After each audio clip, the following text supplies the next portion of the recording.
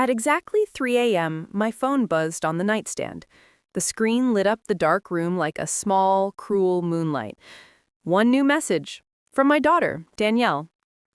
Mom, I know you paid $280,000 for this house, but my mother-in-law doesn't want you at Christmas dinner. I hope you understand. I read it 3 times. Each time, the knife went in deeper. I didn't answer right away. I just stared at the glow until something inside me finally snapped clean in 2. At that hour, everything feels heavier. Silence stings. Truths you've carried for years suddenly become unbearable. I had bought that house, 3 bedrooms, big sunny windows, a lemon tree in the yard, so my only child and her husband could start their life. A place where one day grandbabies would run, where I could come stay, where I would always belong. And now I wasn't even welcome for Christmas dinner. I got out of bed without turning on the light, walked to the window, and looked at the empty street. A neighbor's Christmas lights blinked weakly in the cold. I thought of every time I'd swallowed the hurt, every forced smile, every "it's fine," when nothing was fine. My name is Emily Carter. I'm 58 years old, and on the morning of December 15th, something in me changed forever. I picked up the phone and typed one word. Understood. But what no one knew, not Danielle, not her husband Michael, and definitely not the mother-in-law who erased me from the table, was that the house was still 100% in my name. I had paid every single cent. And that morning, exhausted from being invisible, from being used, from always being the one who gave in, I made a decision that would ruin everyone's Christmas. I wasn't going to that dinner, but neither were they. Because sometimes when a woman is finally done, she doesn't scream. She just acts. And the fallout is biblical. 4 years earlier, when Danielle brought Michael home, I was thrilled.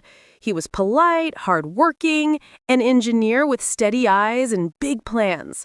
The day they told me they were engaged, she wore a light blue dress and glowed like only new love can make you glow. Mom, I want you to meet Michael's parents next Sunday. I cooked for 3 days straight. Slow-cooked brisket, roasted potatoes, my mother's apple pie. I used the embroidered tablecloth I saved for special occasions. They arrived right on time. Michael, his father David, and her, Linda. Tall, perfectly styled silver blonde hair, pearls, and a smile that never reached her eyes. What a cozy home, Mrs. Carter, she said, shaking my hand like it might be contagious. Cozy.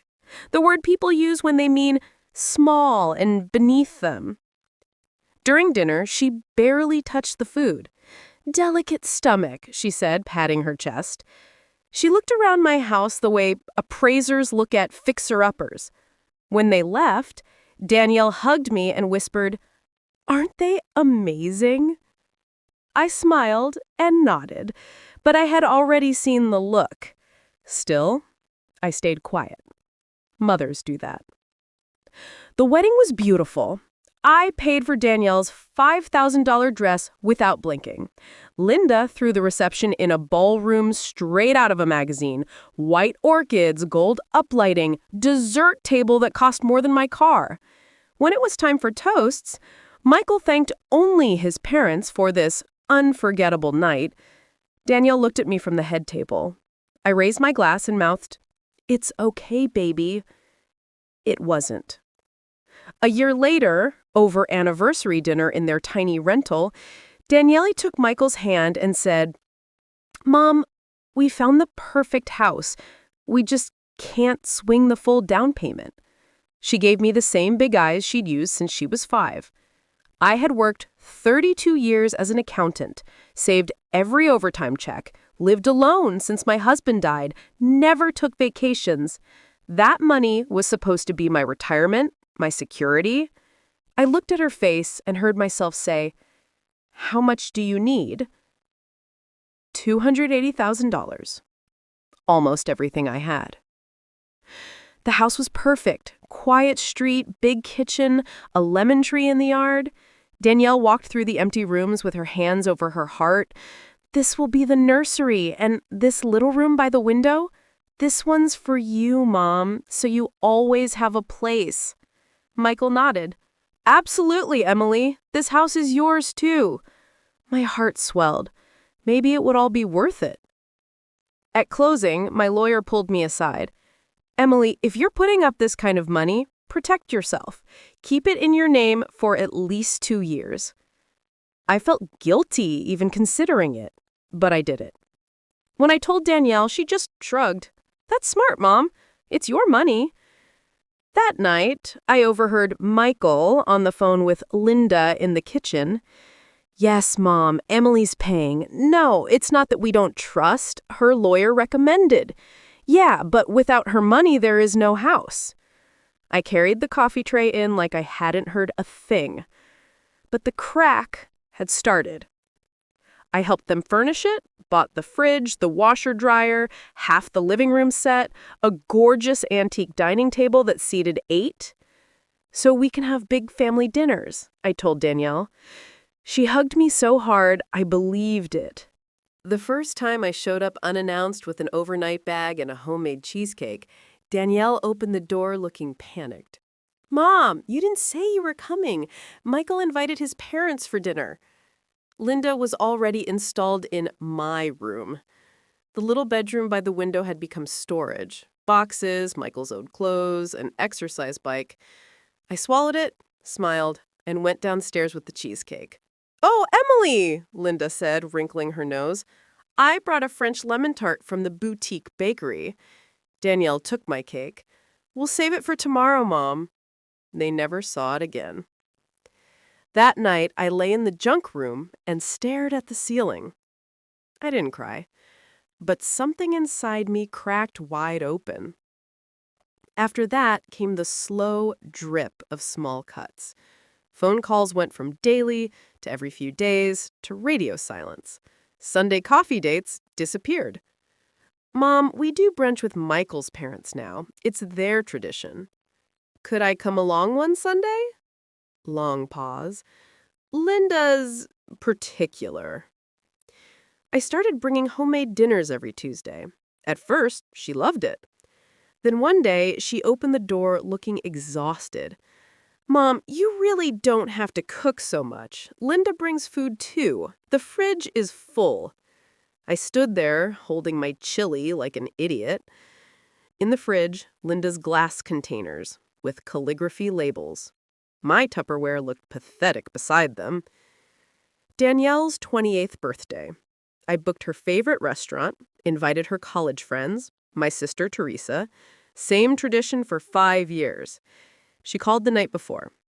Mom, Linda planned a surprise at her house.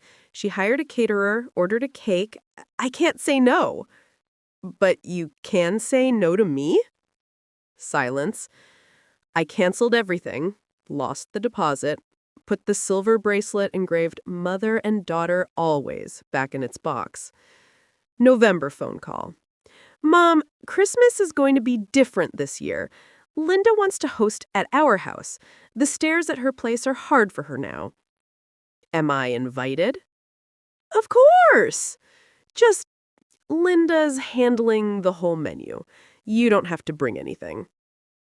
I still believed if I made myself smaller, I could fit. December 10th. I'm at the mall buying Danielle's sapphire earrings when my sister Teresa calls. Emily, I overheard Linda in the grocery store telling Danielle your presence makes her uncomfortable, that you're too simple for their crowd. And what did Danielle say? Nothing. She just said, I know, but she's my mom. I sat in the food court surrounded by fake snow and Christmas music and felt rage for the first time in my life. That night, I pulled every house document. Deed, Emily Carter, sole owner. Danielle and Michael, authorized residents only. I printed everything and slept with the folded under my pillow like a loaded gun. Then came the 3 a.m. text. December 15th, I walked into my lawyer's office in the gray suit I hadn't worn in years. I need to know exactly what I can do with that property. He looked up over his glasses. You can sell it tomorrow if you want. It's yours. I said, I want it sold by Christmas Eve. He blinked. Christmas Eve? Especially Christmas Eve. He found a cash buyer in 4 days, $265,000. $15,000 less than I paid, but closed December 23rd. December 24th. I showered, put on my navy dress, did my makeup like I was going to a funeral. Mine or theirs, I wasn't sure. I arrived at 6:25 p.m. The house smelled like cinnamon and roast turkey. 6 chairs at the table, not 7. Linda sat at the head like a queen. Michael toasted, to this beautiful home. I left my wine untouched. 7:30 p.m., the doorbell rang. Process server. Danielle opened the envelope and screamed, You sold the house? The room froze. I stood up slowly. Yes, it was always mine. Linda shrieked, This is theft! I looked her dead in the eye. You have 30 days. I'm sure you'll help your son find something suitable. Danielle sobbed, Mom, how could you? I said, You told me I wasn't welcome at your table, so I took the table. I walked out while they screamed behind me. Got in my car, drove to the overlook above the city, and watched a million Christmas lights twinkle below, and finally breathed. Really breathed. For the first time in years. The months after were quiet. I turned my phone off for 9 days. Read books, walked, started painting classes. Found out I wasn't bad with a brush. January 4th, Danielle showed up alone with 2 boxes of my things. We drank coffee in silence until she whispered, I didn't realize I was hurting you. I said, You didn't want to realize. She cried on my shoulder like she was 8 years old again. We started over. Slowly. With rules this time. They moved into a small apartment. Michael finally stood up to Linda. Linda unraveled, then got therapy, then apologized. To him, eventually to me in a stiff hallway, I'm sorry. It was enough. 2 years later, last night, was Christmas again. Small apartment, folding table, mismatched chairs. I brought the sweet potato casserole. It disappeared. Michael raised his glass and said, To Emily, who taught us the hardest, kindest lesson. Love without respect isn't love. Thank you for refusing to let us forget you. Even Linda raised her glass. Danielle is 7 months pregnant now. She says the baby kicks every time I put my hand on her belly. She wants me in the delivery room. I will be there. I still have the silver bracelet that says mother and daughter always. I wear it sometimes, because always turned out to be true. Just not the way I thought it would be. I'm 60 now. I paint every morning while the sun comes through my own window. I'm going to be a grandmother. And for the first time in my life, I take up exactly the amount of space I deserve. If you're reading this and you feel invisible, please hear me. Choosing yourself is not selfish. It is the only way anyone ever learns how to love you right. You are not a bad mother for having boundaries. You are not cruel for protecting your peace. You are a woman, and you are allowed to be whole. I sold a house. I bought my dignity back. Best money I ever spent. Merry Christmas, Emily. You did good.